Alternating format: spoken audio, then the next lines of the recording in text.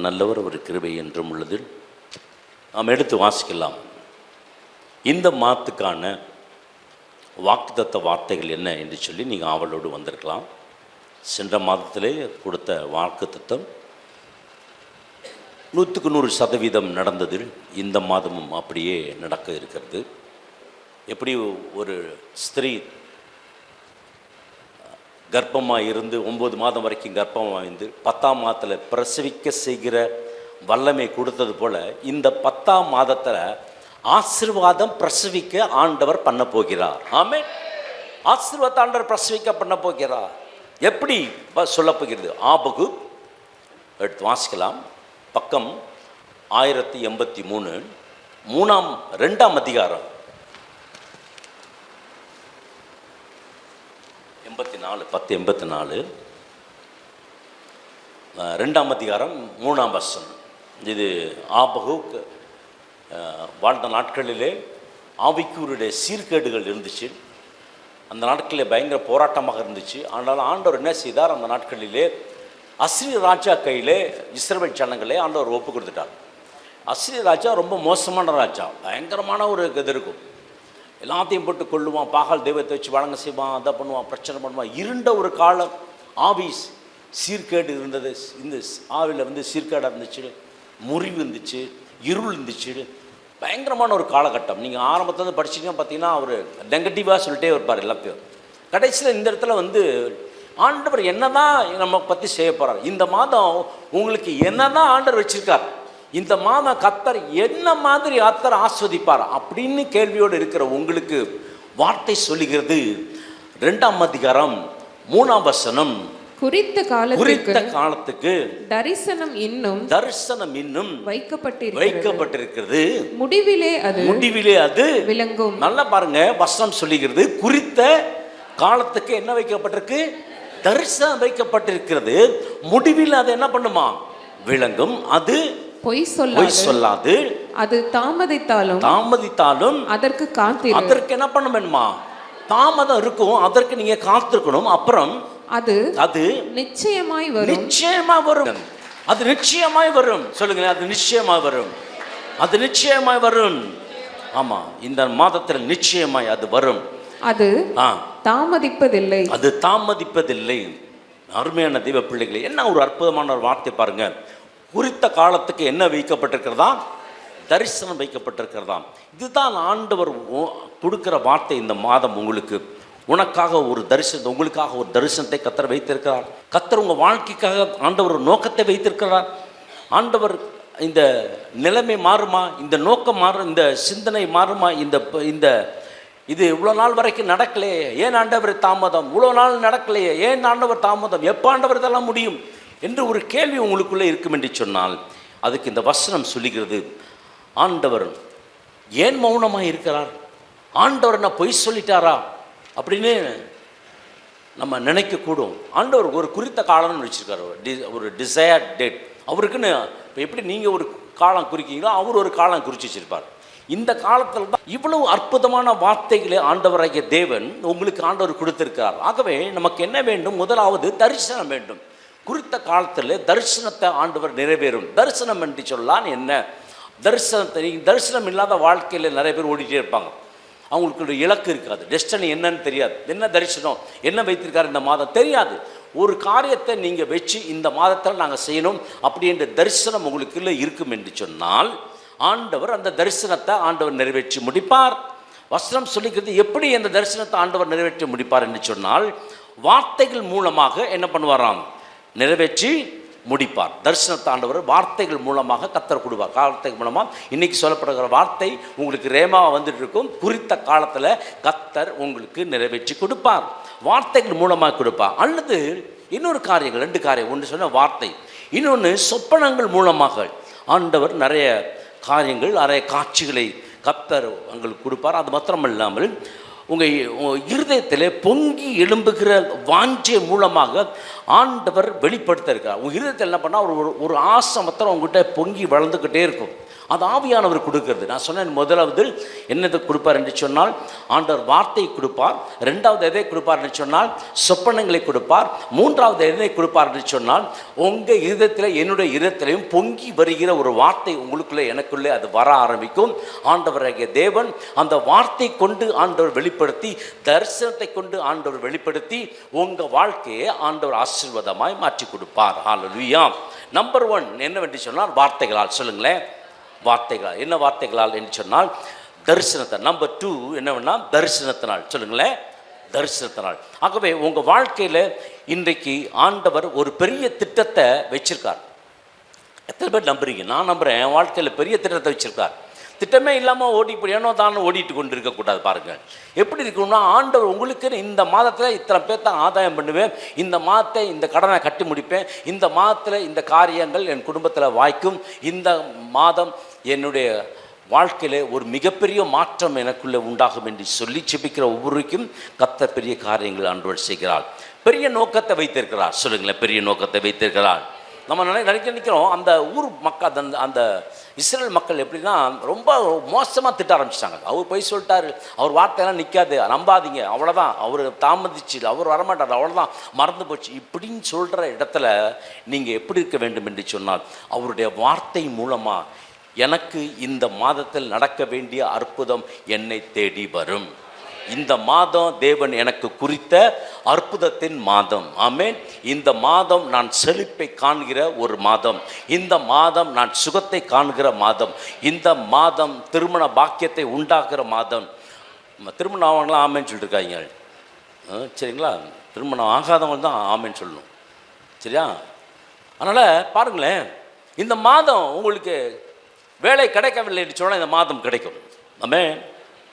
இருக்கீங்களா? ஆமாம். இந்த மாதம் உங்களுக்கு வேலை கிடைக்குமா?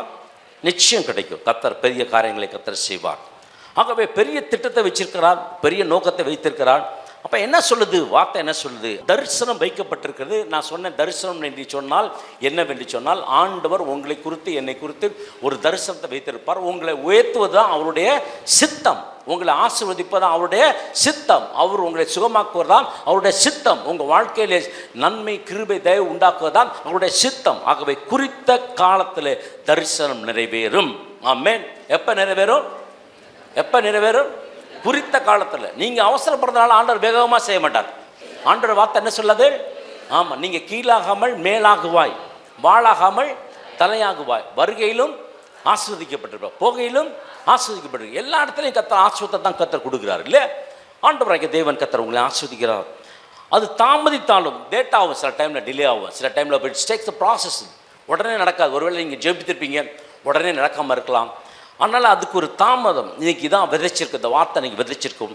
இன்றைக்கி ஜோம் பண்ண உடனே நாளைக்கு அது வந்துடும் அப்படின்னு சொல்லி இல்லை. இன்றைக்கி ஜோம் பண்ண என்ன ஆண்டவர் என்ன செய்து இந்த ப்ராசஸை ஆண்டவர் உண்டாக்குவார் உங்களுக்குள்ளே. இந்த ப்ராசஸை உண்டாக்கி என்ன சொல்வாராம்? வசனம் சொல்லுகிறது, அது தாமதித்தாலும் அதற்கு என்ன பண்ணணுமா? ஆசீர்வாதம் வர்ற வரைக்கும் என்ன பண்ணணும்? அதுக்கு முன்னாடி பொங்கி எழுதிடாதீங்க. ஏன் ஆண்டவர் ஒன்றும் இல்லை, வசனம் ஒன்றும் இல்லை, பைபிளும் ஒன்றும் இல்லை, ஜபம் ஒன்றும் இல்லை, ஆண்டவர் ஜபத்தை கேட்க மாட்டேங்கிறார் அப்படின்னு முடிவுக்கு வந்துடாதீங்க.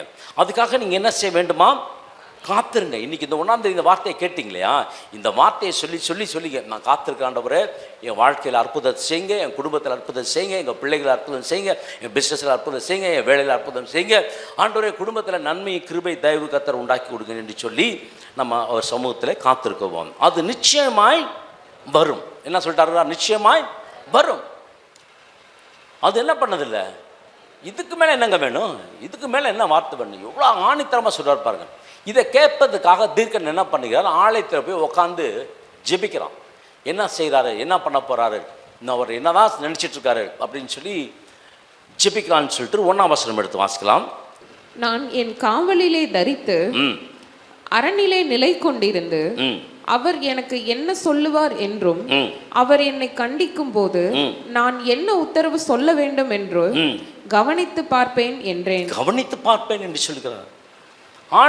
தேவனுடைய ஆலயத்துக்கு அவன் செல்ல ஆரம்பிக்கிறான். இந்த ஆலயத்தில் சென்று அவன் சொல்றான், என்ன நடக்கும் ஆண்டவரே, என்ன பண்ண போறீங்க, என்ன வச்சிருக்கீங்க, என்னை குறித்து என்ன வச்சிருக்கீங்க? உங்களை குறித்து ஆண்டவராகிய தேவன் ஆசீர்வாதத்தை வைத்திருக்கிறார். ஏன் அப்படி சொல்றான்னா, அன்றைக்குரிய மக்கள் எல்லாம் எப்படி இருந்தான்னா, ஆவிக்குரிய சீர்கேடு இருந்துச்சு, ஆவிக்குரிய இருள் இருந்துச்சு. அவங்களால சுவிட்சமாய் வாழ முடியல, சமாதானம் இல்லை. அவங்க அந்த நாட்களில் வாழ்ந்து கொண்டிருக்க மக்கள் பார்த்திங்கன்னா ஒரு கஷ்டத்தோடு ஒரு பாரத்தோடு அவர்கள் இருந்தார்கள் என்று சொல்லி நம்ம பார்க்கிறோம். 2ஆம் வசனம் எடுத்து வாசிக்கலாம். அப்பொழுது கர்த்தர் எனக்கு பிரதியுத்தரமாக, நீ தரிசனத்தை எழுதி. தரிசனத்தை என்ன பண்ணுமா? நம்பர் 1, தரிசனத்தை என்ன பண்ணுங்க? எழுதணும். நீங்க தரிசனத்தை எழுதி அதை கடந்தோடுகிறவன் வாசிக்கும்படி பலகைகளிலே தீர்க்கமாக வரை. நம்பர் 1 என்று சொன்னால் தரிசனத்தை என்ன பண்ணுமா? எழுதி அதை நம்ம எழுதி கொடுத்துருக்கீங்க இல்லையா? ஜெபத்துக்குரிய வார்த்தைகள்லாம் இங்கே எழுதி கொடுத்துருக்கீங்க. அப்போ இந்த எழுதி நான் அடிக்கடி தரிசனம் வரும்பொழுது என்னோடய டைரியில் எழுதி வைப்பேன். தரிசனத்தை ஆண்டவர் கொடுக்கும்பொழுது அதை எழுதி வைப்பேன். அது என்னைக்காவது ஒரு நாள் நடக்கும். அதனால் நடக்கிறப்ப அந்த இடத்துல சைன் போடுவேன். அது ஆரம்ப காலத்தில் அப்படி தொடர்ந்து எழுதி வச்சுட்டே வருவேன். இன்றைக்கி நிறைய தரிசனத்தை கொடுப்பார். அப்போ அதை எழுதி வைக்க வேண்டும். தரிசனத்தை எழுதி ஆண்டவர் இடத்துல என்ன பண்ணோம்? தீர்வுக்காக ஆண்டவர்கிட்ட போய் என்ன பண்ணணும்? ஆண்டவரே, இந்த தரிசனத்தை நான் எழுதியிருக்கிறேன், இது எனக்கு ஆசீர்வாதமாக ஆண்டவரே அது தீர்க்க எழுதி வைத்திருக்கிறேன். எழுதப்பட்ட வார்த்தையை என்ன பண்ண வேண்டுமா? நாம் சொல்லி சொல்லி சொல்லி ஜெபிக்க வேண்டுமா? எழுதப்பட்ட வார்த்தை என்ன பண்ணணும்? சொல்லி என்ன பண்ணணும்? ஜெபிக்க வேண்டும். உங்களுக்கு தேவையான காரியங்கள் எல்லாவற்றையும் ஆண்டவர் சொல்கிறாரு, தரிசனத்தை பார்த்துட்டிங்கன்னா, இலக்கை பார்த்துட்டிங்கன்னா, டெஸ்டினியை பார்த்துட்டிங்கன்னா, ஆசீர்வாதத்தை பார்த்துட்டிங்கன்னா அதை எழுதி வைங்க, அதை வச்சு ஜெபிங்க. கர்த்தர் உங்களை ஆசீர்வதிப்பார். ஆமென், ஹல்லேலூயா. உங்கள் குடும்பத்திற்கு எல்லா காரியத்திலையும் கர்த்தர் ஆசீர்வாதத்தை கர்த்தர் கொடுப்பார். ஆண்டவர் செய்கிற இந்த தரிசனத்தை எழுதி அந்த எழுதினதெல்லாம் ஆண்டவர் ஒரு திட்டமாக உங்கள் வாழ்க்கையிலே ஆண்டவராக தேவன் தர இருக்கிறார். தரிசனம் நிறைவேற வேண்டும் என்று சொல்லி, நம்பர் 2, தரிசனம் நிறைவேற வேண்டும் என்று சொல்லி அவர் சமூகத்தில் எப்படி இருக்கணுமா? ஜெபம் பண்ணி கொண்டிருக்க வேண்டுமா? முதலாவது தரிசனத்தை எழுது. 2வது தரிசனம் நிறைவேற வேண்டும் என்று சொல்லி அதற்காக நீங்கள் என்ன செய்ய வேண்டுமா? ஜெபிக்க வேண்டுமா? இருக்கீங்களா? ஆமாம். நம்பர் 1 என்னது?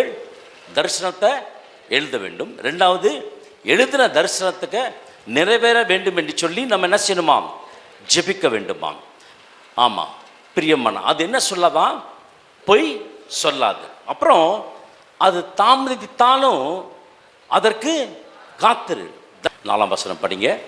இதோ அகங்காரியா இருக்கிறானே, அவனுடைய ஆத்துமா அவனுக்குள் செம்மையானதல்ல, தன் விசுவாசத்தினாலே நீதிமான் பிழைப்பான். பாருங்க, இந்த 4ஆம் வசனம் சொல்லுகிறது, அந்த நாளில் அக்கிரமக்காரர் இருந்தார்களாம், அவனுடைய ஆத்துமா அவனுக்குள் செம்மையானதல்ல. ஏன்னா ஆண்டவர் ஒன்றுமே செய்ய மாட்டார். ஆண்டவர் வார்த்தை விட்டு அவமரியாதை பேசினா ஆண்டவருக்கு பிடிக்கவே பிடிக்காது. ஆண்டவர் சொல்றாரு, என்னதான் வார்த்தையில் என்ன செய்ய, நீ நம்ப வேண்டும். ஆண்டவர் தருவார்னா தருவார், நிச்சயம் தருவார். இந்த மாதம் 10ஆம் மாதம் கொடுப்பார்னா நிச்சயம் சொல்லுங்களேன், கொடுப்பாரா இருக்க கொடுக்க மாட்டாரா? கண்டிப்பாக கொடுப்பார், நிச்சயம் கொடுப்பார். அது தாமதித்தாலும் அதுக்காக என்ன பண்ணுமா? அவசரப்படும் இல்லை. அது தாமதித்தாலும் அதுக்கு என்ன பண்ணணும்? காத்திருக்கணும். அப்போ காத்திருக்கும் பொழுது நான் சொன்னேன், தரிசனத்தை எழுத வேண்டும். 2வது தரிசனத்தை எழுதின அந்த தரிசனத்துக்காக என்ன பண்ண வேண்டும்? ஜெபிக்க வேண்டும். எழுதின அந்த தரிசனத்தை நாம் என்ன பண்ண வேண்டும்? விசுவாசிக்க வேண்டும். என்ன வேண்டும்? விசுவாசிக்க. 3 காரியங்களை சொல்லியிருக்கிறேன், நல்லா கவனிங்க. முதலாவது தரிசனத்தை என்ன பண்ண செய்ய வேண்டும்? எழுத வேண்டும். 2வது எழுதின தரிசனத்துக்காக ஜெபிக்க வேண்டும். அதுக்கப்புறம் என்ன பண்ணுவோம்? விசுவாசிக்க வேண்டும். அப்படி விசுவாசித்தீங்கன்னா நீங்கள் நீதிமான். ஆமென். இந்த கால வேளையில் ஆண்டவராகிய தேவன் குறித்த காலத்தில் தரிசனத்தை கர்த்தர் வைத்திருக்கிறார். உங்கள் வாழ்க்கையில், என் வாழ்க்கையில் ஆண்டவர் குறித்த காலத்தில் தரிசனம் வைத்திருக்கிறார். ஆபிரகாமுக்கு ஒரு குறித்த நாளில் சொன்னார், நான் குழந்தை தருவேன்னு சொல்லிட்டார். ஆனால் தருவேன்னு சொன்ன ஆண்டவர் வரல. 70 வயசில் வந்தப்போ, 75 வயசில் வந்தப்போ தரல. அதுக்கப்புறம் பார்த்தீங்கன்னா ஆதியாகமம் 17:2, ஆதியாகமம் 18:14, ஆதியாகமம் 21:2, இதில் பார்த்தீங்கன்னா குறித்த காலம்னு ஒன்று இருக்கும். அந்த குறித்த காலத்துக்கு தான் ஆபிரகாமுக்கு யாரை கொடுத்தாராம்? ஈசாக்கை கொடுத்தார். யாரை கொடுத்தார்? ஈசா. குறித்த காலம் சொல்லுங்களேன், குறித்த காலம். உங்களுக்கு குறித்த காலத்தில் அற்புதம் நடக்கும். ஆமென். ஆகவே 17:2 பார்த்தீங்கன்னா குறித்த காலம் இருக்கும். 18:14 பார்த்தீங்கன்னா குறித்த காலம் இருக்கும். அதுக்கப்புறம் 21:2 பார்த்தீங்கன்னா குறித்த காலம் இருக்கும். குறித்த காலத்தில் கர்த்தர் உங்களுக்கு அற்புதத்தை செய்வார். ஆகவே பிரியமான தேவச்சனமே, நீங்கள் கலங்க வேண்டாம், திகைய வேண்டாம். கர்த்தர் ஆசீர்வாதத்தை கர்த்தர் கொடுக்கிற தேவனாக இருக்கிறார். 2 பேதுரு 3:9 தாமதிக்கிறார் என்று சிலர் எண்ணுகிறபடி கர்த்தர் தமது வாக்குத்தத்தத்தை குறித்து தாமதமாயிராமல் இல்ல. பார்த்து நல்லா சொல்லிட்டாரு பாருங்க. தாமதிக்கிறார், ஆமா தாமதிக்கிறார் தான். ஆனா வாக்குத்தத்தத்தை குறித்து என்ன செய்யலாம்? அவரு தாமதிக்கிறது இல்லை. ஏன்னா படிக்கல, ஒருவரும் கெட்டு போகாமல் எல்லாரும் மனம் திரும்ப வேண்டும் என்று விரும்பி நம்மேல் நீடிய பொறுமை உள்ளவராய் இருக்கிறார். ஆமா, எல்லாரும் மனம் திரும்பணுமா? ஆண்டவர் சில டைம்ல லேட்டா எடுத்துக்கிறார், டைம் எடுத்துக்கிறார். ஏன் லேட்டா எடுக்கிறார்? ஒரு மாற்றங்கள் வர வேண்டும் என்று சொல்லி, ஒரு சிந்தனையில் ஒரு மாற்றம், எண்ணங்களில் ஒரு மாற்றம், தரிசனத்தில் ஒரு மாற்றம், ஊழியத்தில் ஒரு மாற்றம், கர்த்தருடைய வார்த்தையில் ஒரு மாற்றம், உங்க வாழ்க்கையில ஒரு மாற்றம். இந்த 10ஆம் மாதத்துல ஒரு மாற்றம் ஆண்டவர் ஆசீர்வதிக்க போகிறார். உங்க தரிசனத்தை நிறைவேற்ற போகிறார். எழுதின தரிசனத்துக்காக நீங்க ஜெபிக்கும் பொழுது கர்த்தர் அந்த வார்த்தை கொண்டு விசுவாசிக்கும் பொழுது கர்த்தர் உங்களை எப்படி நினைப்பாராம்? அந்த காரியங்களை கைக்கூடி வரும்படியாக கர்த்தர் ஆண்டவர் வைப்பாராம். கர்த்தர் தமது வாக்குத்தத்தை குறித்து என்ன பண்ணலையா? வார்த்தை குறித்து என்ன செய்யல அவர்கள்? ஏன்னா அவர் வார்த்தையானவர், வாக்குத்தத்தம் பண்ணவர், உண்மை உள்ளவர். ஆமென். ஆகவே அவர் சொன்னதுதான். பொய் சொல்ல அவர் ஒரு மனிதன் அல்ல, மனம் மாற அவர் ஒரு மணிபுத்திரன் அல்ல. ஆகவே எனக்கு அருமையான தேவ பிள்ளைகளே, ஆண்டவராகிய தேவன் தாமதிக்கிறார் என்று சொல்லி நினைக்க வேண்டாம். உங்களுக்குரிய ஆசீர்வாதம் உங்களை தேடி வரும். ஒருவரும் கெட்டு போகாமல், யாரும் கெட்டு போகக்கூடாது. எல்லாரும் என்ன பண்ணுமா? மனம் திரும்ப வேண்டும் என்று ஒரு மாற்றத்தை விரும்ப வேண்டும் நினைக்கிறார். அந்த மாற்றம் நிரம்பும் வரை ஆண்டவர் காத்திருக்க வேண்டும் என்று சொல்லுகிறார். ஏன்னா உங்களை பக்குவப்படுத்தி, உங்களை சீர்படுத்தி ஆண்டவர் ஆஸ்வதிக்க போகிறார். அது நிச்சயம் என்ன பண்ணும்? வரும். அது அது அது எது? நீங்கள் பண்ண தரிசனம், உங்களுடைய வேண்டுதல், அது என்ன பண்ணும்? நிச்சயம் சொல்லுங்க. நிச்சயம் இந்த மாதம் எனக்கு நிச்சயமாய் வரும். சொல்லுவோம் கரங்களை தட்டி, இந்த மாதம் எனக்கு நிச்சயமாய் வரும். ஆமாம், ரொம்ப தூரம் போயிருக்கும் உங்கள் ஆசீர்வாதம். இன்னைக்கு எல்லா ஆசீர்வாதத்தையும் ஆண்டவர் கொண்டு வர போகிறார். அது நிச்சயமாய் வரும். ஹல்லேலூயா. ஆகவே பிரியமான தேவ ஜனமே, நம்ம பார்க்குறோம் ஆபிரகாமுடைய காலத்தில் அவன் ஈசாக்குக்காக 25 வருடம் காத்திருந்தது. திடீர்னு ஒரு நாள் 100 வயது வரும்பொழுது சாராள் என்ன பண்ணலாம்? கர்ப்பம் தரித்து ஒரு குமாரனை பெற்றால் அவனுக்கு ஈசாக்கு என்று திடீர்னு ஒரு நாள் அற்புதம் நடக்கும். காத்திருந்த ஆபிரகாமுக்கு ஒரு நாள் யோசேப்பு சிறைச்சாலையில் காத்திருந்தான். திடீர்னு ஒரு நாள் அழைப்பு வந்தது. எங்கே? அரண்மனைக்கு போனது மாத்திரமல்ல, கர்த்தர் யோசேப்பை அங்க பிரைம் மினிஸ்டரா கர்த்தர் உயர்த்தினார். இதெல்லாம் திடீர்னு வந்தது. அது வரைக்கும் என்ன பண்ணினான்? காத்திருக்கிறான். எனக்கு பிரியமான தேவச்சனமே, தாவீது ஆடு மேய்த்து கொண்டிருக்கிறான். திடீர்னு ஒரு நாள் அவனை ராஜாவாக ஆண்டவர் உயர்த்தினார். அது வரைக்கும் அவன் காத்து கொண்டிருக்கிறான். எனக்கு அருமையான தேவ பிள்ளைகளே, எலியாவோட அபிஷேகத்திற்காக ரொம்ப நாள் காத்திருக்கிறான். கடைசியில் இந்த ஆசீர்வாதத்தை பெற்றுக்கொண்டான். இன்னைக்கு நீங்களும் நானும் காத்திருக்கிறீங்கன்னு சொன்னால் கர்த்தர் உங்களை நீதிமானாய் மாற்றுவார். ஆமென். ஹல்லேலூயா. தரிசனத்தை என்ன பண்ணும்? எழுது வைங்க. அதுக்கப்புறம் எழுதிய தரிசனத்தை என்ன பண்ணணும்? ஜெபிக்க வேணும். அதுக்கப்புறம் என்ன பண்ணணும்? விசுவாசிக்க வேண்டும். இப்படிலாம் செஞ்சீங்களா தேவன் அதை நிச்சயமாய் ஆண்டவர் உங்களுக்கு தருவார். இந்த 2 பேதுரு 3:9 சொல்லுது. அந்த கடைசி வசனம் என்ன சொல்லுதான்?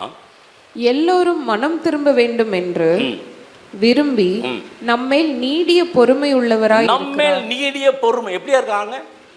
அவரே நீடிய பொறுமையா இருக்கார். நமக்கு தான் அவசரம். இன்னைக்கு நடக்கணும், நாளைக்கு நடக்கணும், இன்னைக்கு வரணும், நாளைக்கு வரணும், இப்பயே வேணும். ஆண்டவர் எப்படி இருக்காருன்னா நீடிய பொறுமை உள்ளவராக இருக்கார். ஏன்? உங்களை ஆஸ்வதிப்பதற்காக அவர் எவ்வளோ டைம் எடுத்துக்கிறார் பார்த்தீங்கன்னா, நீடிய பொறுமையை கர்த்தர் வைத்திருக்கிறார். சொல்லுங்க நீடிய பொறுமை. சொல்லுங்க நீடிய பொறுமை. கர்த்தர் உங்களை ஆஸ்வதிக்க போகிறார், உங்களை வாழ்த்த போகிறார், உங்களை உயர்த்த போகிறார். அவரை பலத்த கைக்குள் அடங்கியிருக்கும் பொழுது கர்த்தர் உங்களை உயர்த்துவார். பிரியமான தேவச்சனமே, 5 காரியங்கள் உங்கள் வாழ்க்கையிலே அது காணப்பட வேண்டும். இது செய்தியில் அல்லாத காரியங்கள் என்னவென்று சொன்னால், பி காம், அமைதலாம் இருந்து. டாக்லெஸ், பேசாத, ரொம்ப பேசாத, மெது பேசுகிறத நிப்பாட்டிடுங்க. ஆண்டவர் பேசுறதுக்கு இடம் கொடுங்க. Move in silence. எந்த காரியத்தையும் எப்படி நீங்கள் பண்ணணுமா, move in silence. People do not know the next step you are going to do. மற்றவர்களுக்கு தெரியாது. People do not know next step you are going to do. Move silence. 5வது, manage your tongue. உங்களோட நாக்கை என்ன பண்ணுங்கன்னா கட்டுப்படுத்துங்க. Time மேனேஜுக்குள்ளே கொடுங்க. சரியாக ஆராதனை 8 மணிக்குனா 8 மணிக்கு ஆரம்பிச்சிருவோம், 10:30க்குனா 10:30க்கு முடிச்சிருவோம். அதுக்கு மேலே வளவளன்னு பேசக்கூடாது. ஆண்டோட வார்த்தையை மாத்திரம் தான் பேசணும். இந்த இடத்துல வேறு எதுவும் பேசக்கூடாது. இது ஆண்டோட வார்த்தை. Number 5, eye contact. Number 5, your eyes connected. when you look, உங்கள் பார்வை எங்கே இருக்குன்னா ஆண்டவரோட கனெக்ட் ஆகிருக்கணும், மனுஷனோடு கனெக்ட் ஆக இருக்கக்கூடாது. உங்கள் பார்வை எங்கே இருக்குன்னா ஒத்தாசி வரும் பருவத்தின் நேராக என் கண்களை, உங்கள் கண்கள் அங்கே இருக்கணுங்க. அப்படி வரும்பொழுது உங்கள் தரிசனம் நிச்சயமாக நிறைவேறும். நீங்கள் தரிசனத்தை எழுதி வைங்க. அதுக்கப்புறம் தரிசனத்துக்காக ஜெபிங்க. அதுக்கப்புறம் விசுவாசத்தோடு ஜெபிங்க. அதுக்கப்புறம் அது நிச்சயமாய் வரும். ஆகவே குறித்த காலத்தில் எப்போ நடக்கும்? குறித்த, சொல்லுங்களேன், குறித்த காலத்தில் என்ன நடக்கும்? தரிசனம் நடக்கும். அதுதான் இன்னைக்கு இந்த மாத்துக்குரிய வாக்குத்தத்தம். குறித்த காலத்துக்கு தரிசனம் வைக்கப்பட்டிருக்கிறது. அது நிச்சயமாய் விளங்கும். சொல்லுங்களேன், அது நிச்சயமாய் எனக்கு நடக்கும். சொல்லுங்க, அது நிச்சயமாய் எனக்கு நடக்கும். ஆமென். ஹல்லேலூயா. கர்த்தர் நல்லவர், கிருபை என்றும் உள்ளது. நல்ல தேவனே, இந்த நாளுக்காக உம்மை நன்றி சுவாமி. இந்த புதிய மாதத்தின் 1ஆம் நாளுக்காக கோடான் கோடி நன்றி செலுத்துகிறோம். கடந்த 9 மாதங்கள் கண்ணின் மணி போல எங்களை காத்த கிருபைக்காக கோடான் கோடி நன்றி சுவாமி. எத்தனையோ விபத்துக்கள், எத்தனையோ ஆபத்துக்கள், எத்தனையோ மேடு பள்ளங்களை கடந்து வர கர்த்தர் கிருபை பாராட்டினீங்களே, கோடானு கோடி நன்றி செலுத்துகிறோம். எல்லாவற்றையும் வெற்றி சிறக்க பண்ணீங்களே, நன்றி செலுத்துகிறோம். இந்த 10வது மாதத்திற்காக நன்றி செலுத்துகிறோம். கர்த்தாவே, கிடைத்த இந்த வார்த்தைக்காக உமக்கு நன்றி சுவாமி. எங்களுக்காக நீங்க வைத்திருக்கிற தரிசனங்களுக்காக கோடானு கோடி நன்றி. எங்களை காட்டில் எங்களை உருவாக்குன நீர் ஆண்டவரே, அந்த தரிசனங்களை நிறைவேற்ற வல்லவராய் இருக்குவதற்காக நன்றி செலுத்துகிறோம். நிச்சயமாகவே முடிவு உண்டு. உன் நம்பிக்கை வீண் போகாது என்று இந்த நாட்களில் கர்த்தர் எங்கள் இருதயத்தில் ஆணித்தரமாக பேசிக்கொண்டு இருப்பதற்காக கோடானு கோடி நன்றி செலுத்துகிற சுவாமி.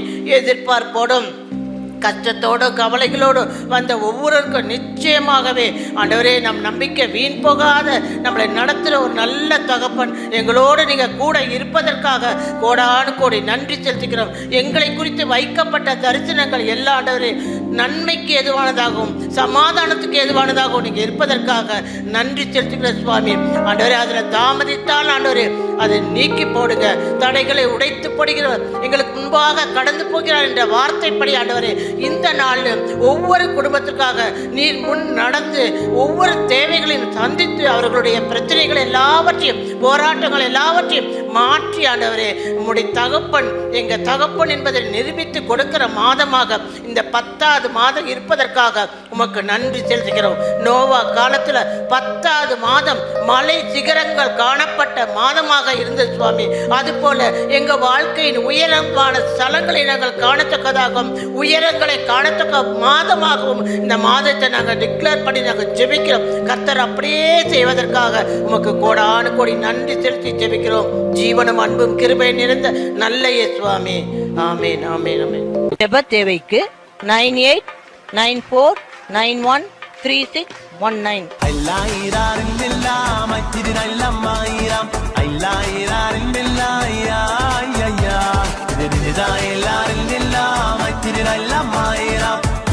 எல்லாரும்